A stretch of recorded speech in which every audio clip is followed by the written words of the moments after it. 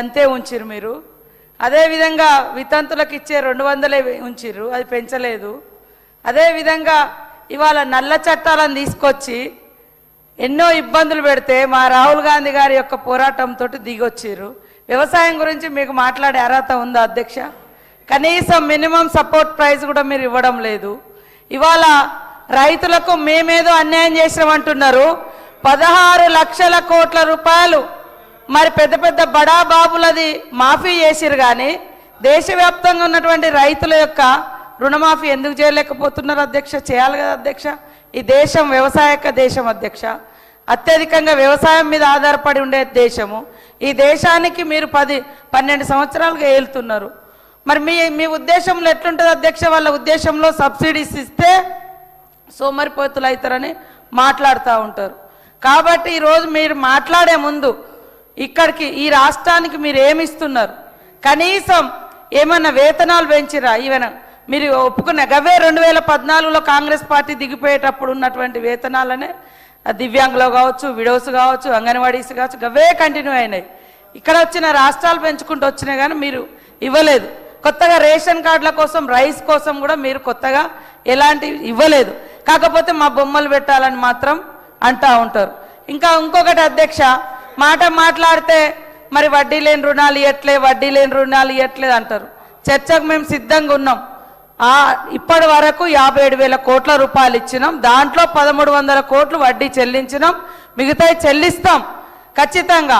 మీరు పెట్టినటువంటి మహిళా బడ్జెట్ సంబంధించి మహిళల రుణాల శాఖ వేరు, దట్ ఈస్ మన ఆర్డీ డిపార్ట్మెంట్ సార్. పంచాయతీ రాజులో మన సెల్ఫ్ హెల్ప్ గ్రూప్స్ ఉంటాయి, మహిళా శిశు సంక్షేమ శాఖ వేరే, మహిళా సంఘాలది పంచాయతీరాజ్ శాఖలో రూరల్ డెవలప్మెంట్.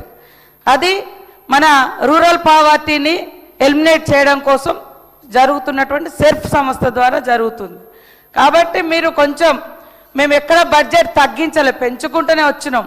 కేంద్రం మాత్రం మాకేం సపోర్ట్ చేయట్లేదు. ఆ రకంగా మీరు సపోర్ట్ చేయించండి. 8 మంది ఇక్కడ మీరు అష్ట దిగ్గజాలు ఉన్నాయి. అష్ట దిగ్గజాలను ఆడ గెలిపించారు. 8 మందిని ఇక్కడ, 8 మందిని అక్కడ గెలిపించారు. మీరు తీసుకురండి. ఇన్కమ్ అంతా మా దగ్గర నుంచి మాత్రం ఫుల్గా ఫండ్స్ మరి పన్నులు తీసుకుంటా ఉంటారు.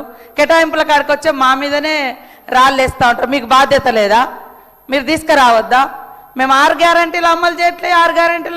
6 గ్యారంటీలు ఇవ్వందే 0 బిల్లు కరెంటు బిల్లు ఇస్తున్నాం. అదేవిధంగా మరి ఇవాళ 4.5 లక్షల ఇల్లు ఇందిరమ్మ ఇల్లులు ఇచ్చినాం. అదేవిధంగా మహాలక్ష్మి ఇచ్చినాం, బస్ ఫ్రీ ఇచ్చినాం. ఇవన్నీ ఇవాళ బోనస్ ఇస్తున్నాం. అదేవిధంగా రైతు భరోసా కింద మరి డబ్బులు ఇవ్వడం జరుగుతుంది పెంచి. ఇవన్నీ ఇస్తూనే ఉన్నాం సార్. ఊకదంపుడు ఉపన్యాసం లెక్క ఇస్తలేరు. 1-2 ఉన్నాయి, ఇస్తాం తప్పకుండా. మీరు అక్కడ రాష్ట్రాలలో ఇవ్వకుండా ఎగ్గొట్టినట్టు కాదు. మా ఆర్థిక వ్యవస్థ ఇబ్బందులలో ఉంది కాబట్టే మేము ఆగినాం సార్. తప్పకుండా మాకు ఆ చిత్తశుద్ధి ఉంది, ఇస్తాం సార్. ఏమన్నా అంటే కోటీశ్వరులని చెప్తా అంటారు అనడం, కలగనడం తప్ప అధ్యక్ష. మేము మా గవర్నమెంట్ వచ్చినాక 4,70,000 మందిని మరి వాళ్లకు చిన్న చిన్న బిజినెస్లు పెట్టిస్తే వాళ్ళు ఒక వ్యాపారవేత్తలుగా తయారవుతున్నారు అధ్యక్ష. మేము కలగంటున్నాం 1,000,000 మంది మహిళల్ని కోటీశ్వరులను చేయాలి.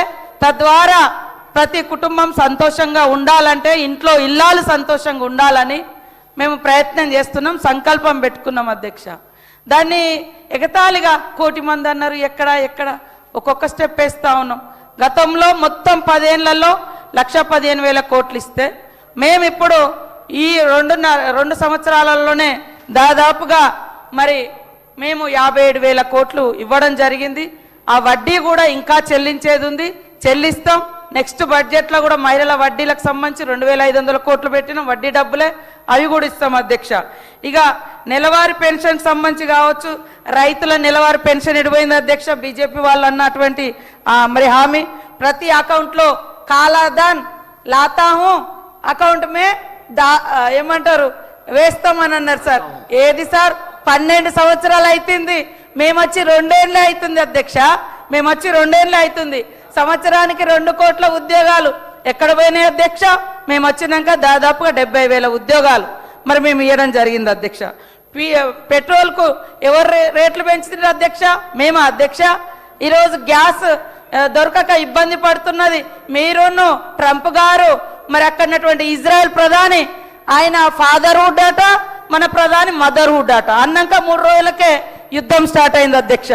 మరి ఇవన్నీ కూడా మీరు అనేక హామీలు ఇచ్చిర్రు, ఇవాళ అనేక 12 ఏళ్ల నుంచి మరి ఇబ్బంది పెడుతున్నారు.